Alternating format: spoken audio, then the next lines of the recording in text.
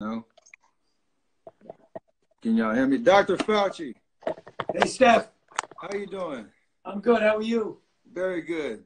Sorry for the technical difficulties, but I'm glad I got connected with you. And I like that background too.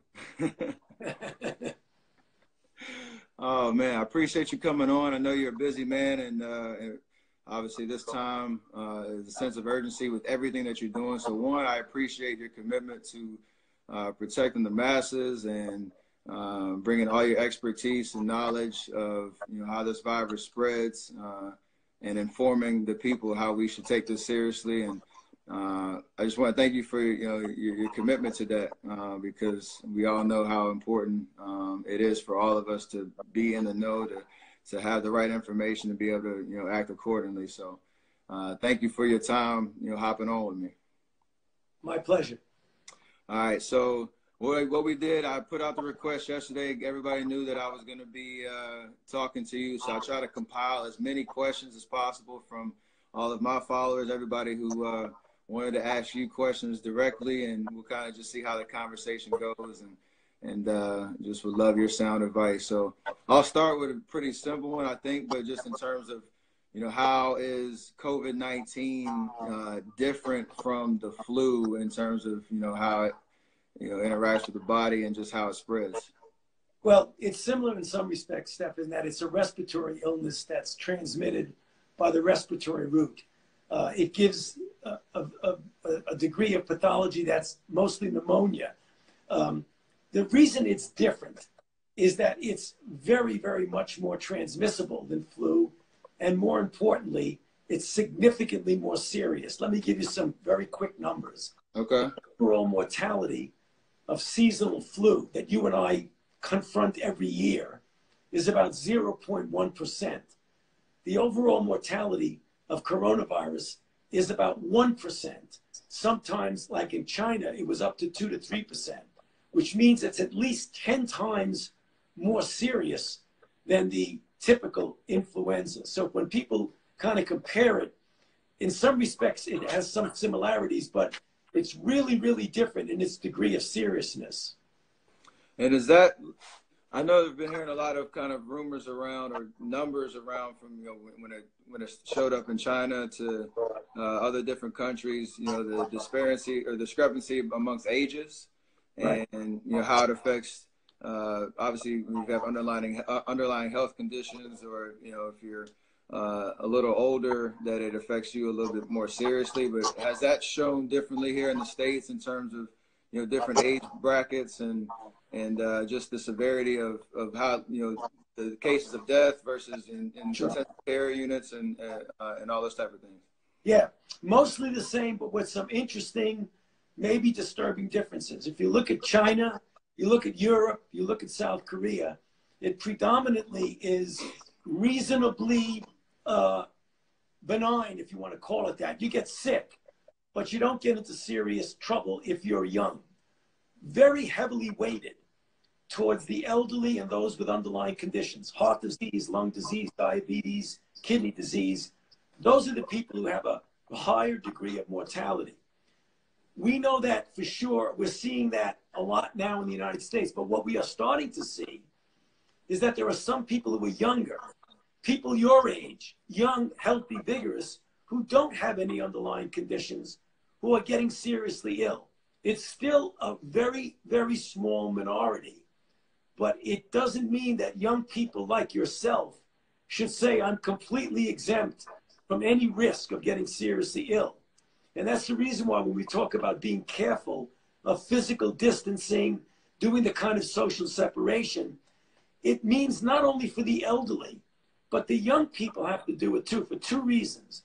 One, you need to protect yourself because you're not completely exempt from serious illness. But two, you can become the vector or the carrier of infection, where you get infected, you feel well, and then you inadvertently and innocently pass it on to your grandfather or your grandmother or your uncle who's on chemotherapy for cancer. That's what we got to be careful of.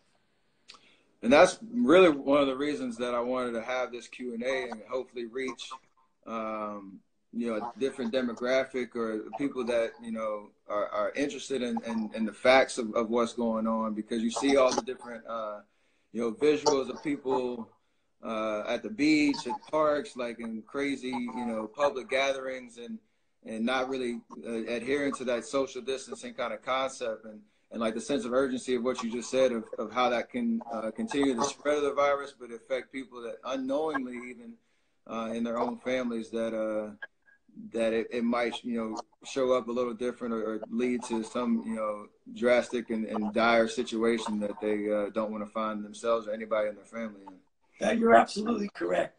We really do have a responsibility to protect the vulnerable ones. And the vulnerables are the elderly and those with underlying conditions. We've got to make sure they are clearly protected from this, which could be very serious for them.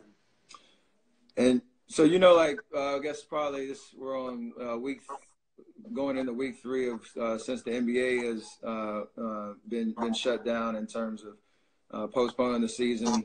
Obviously, the Olympics just announced, moving to next year to do their part in terms of, keeping large gatherings from happening, and just being smart and precautious. My question is, like, what needs to happen in terms of, the numbers, or what metric are you looking at to be able to then determine at mass that, large gatherings, sporting events, those type of things are okay to, revisit as not a threat to continue, the spread of the virus?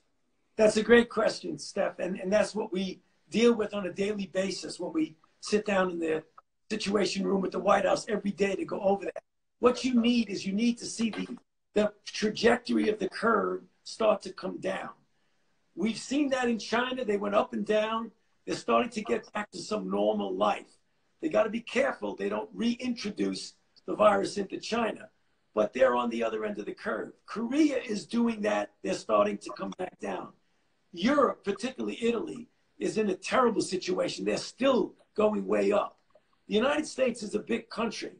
We have so many different regions. Like New York City right now is having a terrible time, and yet there are places in the country that are doing really quite well. You could probably identify people, contact trace, and get them out of circulation. Whereas in New York City, it's doing what's called mitigation, trying to prevent as best you can the spread. So in direct answer to your question, we can start thinking about getting back to some degree of normality when the country as a whole is turned that corner and start coming down. Then you could pinpoint cases much more easily than getting overwhelmed by cases, which is what's going on in New York City. Part of that, right, in terms of testing, so like the numbers are going through the roof, and I think it just checked, we're, in terms of number of cases, I think we're approaching or even maybe close to surpassing Italy. Obviously, we're a bigger country, so you have to take that into account. But like testing is becoming more accessible than it was 3 weeks ago. And I know that there's different efforts in different parts of the country that are trying to address that issue. I myself, I had flu-like symptoms about 3 weeks ago, or 2 days before the NBA shut down, and I got a test, pretty much right away. And I know that there's a conversation now about just the overall accessibility of tests, and how those are starting to roll out in different parts of the country. Like, what's your assessment of that process? How important is that process, whether you have symptoms or whether you don't? And when it comes to dealing with each individual case, like, how are we addressing the testing issue? Okay, great question. That's been a real issue. Early on, several weeks ago, we were not in a place where we needed to be or wanted to be. We did not have as much accessibility of testing as we now have and that we will have going forward.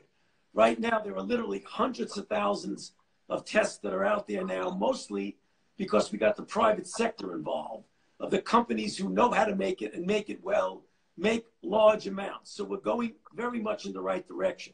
In specific answer to your question, you did the right thing. I mean, if someone right now gets flu-like symptoms, a fever, aches, and a bit of a cough, the first thing you do is stay at home. Don't go to an emergency room, because then you might be infecting others. Okay. Get on the phone with a physician, a nurse, or a healthcare provider.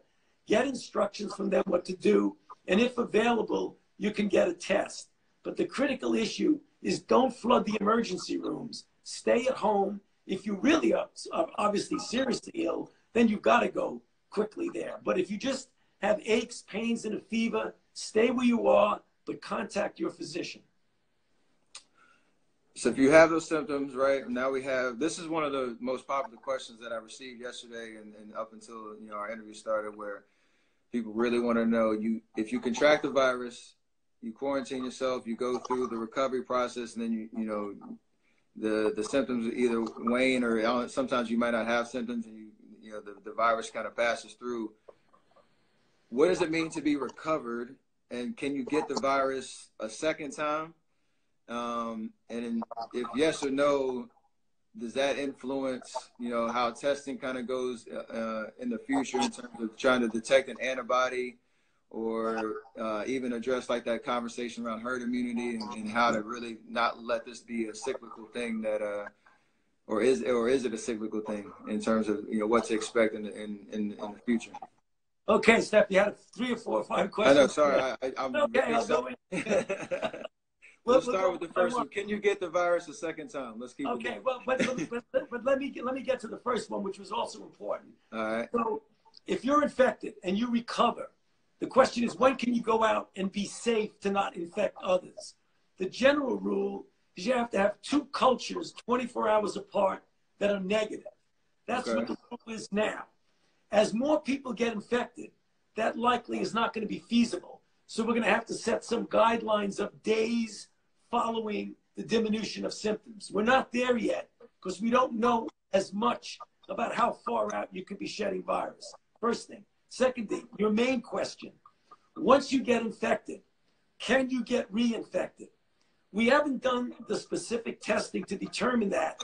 But if this acts like every virus similar to it that we know, the chances are overwhelming that if you get infected, recover from infection, that you are not going to get infected with the same virus, which means that you can then safely go out into the community and feel immune so that you can not only protect yourself, get back to work, get back to your job, but you'll be able to have what you refer to as herd immunity. Enough people who've recovered in the community, that gives the virus very little chance to spread rapidly. That's what's referred to as herd immunity. Okay. In terms of the timeline that we're in right now, I heard this I guess rumor or belief that kind of with like the flu, that in warmer weather or warmer months over the summer, that diminishes the ability for the virus to spread or to act as it's doing right now. Is there any truth to that? Well, with other viruses like seasonal influenza that we get confronted with every year, and other coronaviruses that are more benign, typical common cold, what you said is true. As the weather gets warmer, viruses tend to do poorly in warm, moist weather and do quite well in cold, dry weather. And that's one of the reasons why, in addition to the fact that in the warm weather you're more outside and not confined in a room, that these kind of respiratory viruses tend to go down as you get into the summer months. The only issue is, Steph, we don't know whether this is going to happen with this virus because this is the first time we've ever dealt with this virus. So it's not an unreasonable assumption to think that it's going to go down, but you don't want to count on it. Right. That's what I'm just thinking about from the general population standpoint in terms of how important, that social distancing effort is. Obviously, there's people that are in tough situations, having to make tough decisions, trying to earn, their income, whether they're in the essential services category in their industry and they need to go to work. Those type of things. Like, what's the risk of lifting those? Each city, each state is kind of dealing with that on a case, by case basis. But what is the serious risk of lifting those social distancing or shelter in place or stay at home initiatives too early, and that balance of where we're at with, shutting down the entire economy? Well, Steph, it is not an all or none process. I mean, when you're locking down the way Governor Newsom did in California and the way Governor Cuomo's doing in New York City, That's the extreme. That's a heavy hammer on something. Even if you kind of lessen those restrictions, everybody until this is over should practice some degree of physical distancing and care. Not big crowds, wash your hands a lot, be careful.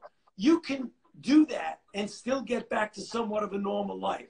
There's a big difference between the extreme of locking a city down, right, opening it up a bit, but being more careful than you normally would be.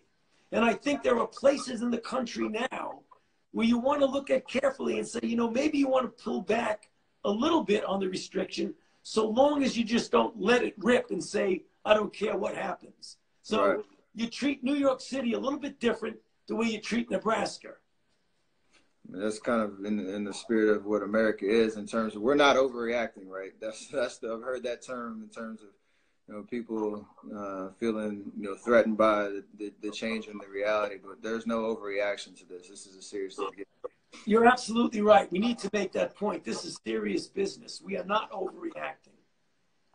Can I go back to testing right quick? Because I'm Sure. watching some of the comments come in as we go.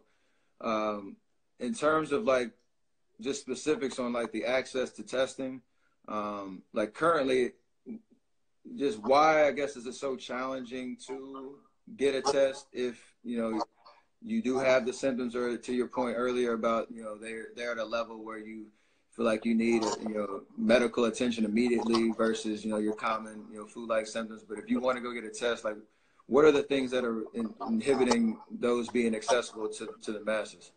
Well, there should be nothing now that's inhibiting it, but originally the system, the way it was set up, Steph, was not geared to this kind of massive capability of instantaneously, safely getting a test, getting it done in a really good period of time, not days and days, but hours. Right now, the system is changed predominantly because it's being handed over to the commercial firms who know how to do it. Okay. It started off as a public health measure from the CDC. It now needs to be and is being handed over to the commercial group. And so forgive my ignorance in terms of like you're testing to understand if you have the virus or not, and that's being rolled out. Is there another process of tests that are being developed to test the development of antibodies, and so we know if you've gone through the process or not? Sure. Like you said, you built up that immunity that you can start to understand the numbers of how many people have gone through that to get back to kind of normal life quicker. Steph, that's not a stupid question. That's a smart question. Because that's exactly what we are doing and what you need to do. There's two types of tests, and you described it as well as anybody. One, to determine if you are actually now infected. That's the test that people need to get screened. Another test determines if at some time you were infected. It's an antibody test. It's much quicker. It's much easier. It's much cheaper. Those are the kind of tests where you can determine out there how many people actually did get infected and recovered. A very important piece of information that we need to get. And on that, I know there's a timeline for developing a vaccine, right? And that another certain tests and trials have started in different areas, but I heard it's a 12 to 18 month timeline really to be able to even roll that out in any kind of form. But what does that process look like, and what is the likelihood that we get to a success in a vaccine in that time? And how does that affect, I guess, follow up with how that would affect the cyclical nature possibly of the corona? Okay, another great question. Well, the vaccine development, we have started on the development of vaccine faster than ever in the history of any virus. From the time it was discovered to the time we actually made it and put it into a trial. But when you test the vaccine, it's multiple phases. The first thing you got to do is make sure it's safe. We started that a couple of weeks ago. When you find out it's safe and that it induces the kind of response you want it to, then you do it in a lot of people. The first safety trial, to be careful, is like 45 people. Then you go into hundreds, if not thousands of people, in what's called a phase 2-3 trial to determine if it works. That's the thing that's going to take an additional 8 months or so. So when you add up the 3 or 4 months for the phase 1 plus the 7 or 8 months, you get about a year to a year and a half. If we really push, we hope that we will know by the time we get into next winter whether or not we have something that works. So a vaccine is going to be totally relevant for if it cycles into another season, which, Steph, quite frankly, I think it's going to do. Right. Because this virus is very, very transmissible, and we're seeing it throughout the world. I cannot imagine it's just going to disappear. So vaccines are going to be important for the next time around, not for what we're dealing with now. So on that front, like right now we're dealing with the first wave, right? So there's a potential, in terms of what you just said, that there could be multiple periods of, you know, whether it's New York, whether it's California, and you're kind of tracking, you know, where the hot spots are, but that there could be more responsibility for social distancing or shelter in place or different in directions that, you know, cities and states are taking right now that could happen, you know, down the road, next flu or next season, I should say. That could be a possibility, right? You know, Steph, it's a possibility, but I think and I hope, and it's not just hope, because I think if we do it right, it will happen this way, that we will get enough experience so that when it does come back, we'll be able to immediately identify, isolate, and contact trace. And if you do that effectively, you don't have an outbreak. You contain it at a very low level, which would mean we won't have to lock down again. We could treat individual ones and prevent the outbreak. Prevent what we're seeing in New York City. Prevent what we're starting to see right now in New Orleans. Those are the kind of things that if we go around that cycle, I think we can avoid that. We'll be much different than what we're doing right now. Absolutely. So in terms of masks, right? So there's a conversation around the N95 respirator mask, or your kind of standard surgical mask, or whether you're sick or healthy, whether you should wear one or not if you're, you know, going out in public, or can you speak on just the effectiveness of, you know, masks in this kind of to address the problem, you know, and how that's the access to those N95 masks around the country? Like, are we in short supply? We need more? Like, how's that process going? Okay, we certainly need more. We have much more supply now than we had just literally a week or two ago. You have to prioritize who needs the mask and who should wear it. Okay. First and foremost, healthcare providers, doctors, nurses, and health providers who are taking care of a person with coronavirus disease to protect them from getting infected. Because what's happened in Italy and what happened in China is you can knock out your healthcare force and then you're really in trouble. So protect the person. The other one is, if you are infected, to put a mask on to prevent you from spreading it to someone else. The third priority is the general population, who, if they wear a mask, they may assume that it's 100% protected. It's just not. It's probably, you can guess a number, maybe 50%. So when we say you don't need to wear a mask, what we're really saying is that make sure you prioritize it first to the people who need the mask. In a perfect world, if you had all the masks you wanted, then somebody walking in the street with a mask doesn't bother me. You can get some degree of protection, but make sure you prioritize it well. And I was just thinking about, like, all the different, you know, ways to address that issue. Obviously, there's, you know, the federal government down to, you know, your state governments trying to, I heard that a lot of state governments are having to go buy them on their own and try to, you know, supply those to, like you said, where it's needed.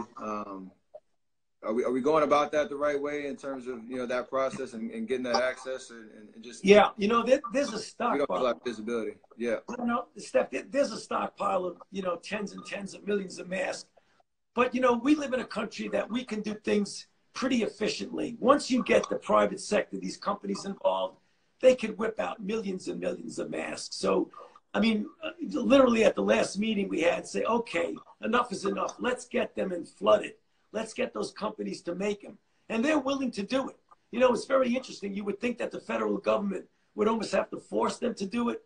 Right. We're not seeing that. We're seeing they're stepping forward, wanting to do it themselves. I appreciate that. Just from your vantage point, you've been front and center from the start, again, spreading, accurate, truthful information and trying to, I know things change on the daily and you're following that trend, but what's the biggest piece of, I guess, misinformation and that that's kind of been out and, for public consumption, and what would you kind of say to correct that whatever issue that is? You know, I think you brought it up in one of the questions that you asked me. This dichotomy between people who are being frightened to death of it versus people who don't even believe it and think it's something trivial that you don't have to worry about. I'd like to get the people in the country to realize that we are dealing with a serious problem. It's something that we've modified our lives. It's not convenient to lock yourself in. It's not convenient to not do the kinds of things. It's not convenient for you not to be playing basketball. But we're going through a period of time now where we've got to, as a country, pull together, don't get frightened, don't get intimidated, use the energy to be able to confront it and do the kinds of things that'll put an end to it. So I want to get rid of that misconception that there's extremes. Either the world is going to end or we don't want to do anything. It isn't that. It's somewhere in the middle. I appreciate it. I think that's what we all needed to hear. It's what, the reason I wanted to do this and be able to have this FaceTime with you, just because from when anybody's life is interrupted and whether you've been affected personally by COVID or not, from somebody contracting the virus or what have you, that level of comfort that what we're doing is, what we're doing is in the right spirit of trying to stop the spread as fast as possible, return people to their normal lives, but, taking this seriously and understand that there is a strategy to doing that and that we all kind of have to adhere to it. So just in that respect, like, where would you send, your everyday person to find that information if we can't get on an IG live and ask these questions? Like, where would you send them to stay in the know? Yeah, well, there's a couple of websites. There's one called coronavirus.gov. It's part of the CDC website. You can either go into cdc.gov and get into it, or go right to coronavirus.gov. All the information you want is right there. Perfect. We're going to save this this Q&A and hopefully people can go back to it and get all that pertinent information. I appreciate you so much for being available and being selfless enough to have this conversation with me. And thank you again for you and your entire team protecting all of us. And can't thank you enough. Thank you very much, Steph. It's a pleasure being with you. Thank you for giving me the opportunity to be with you. Absolutely. All the best. Thank you.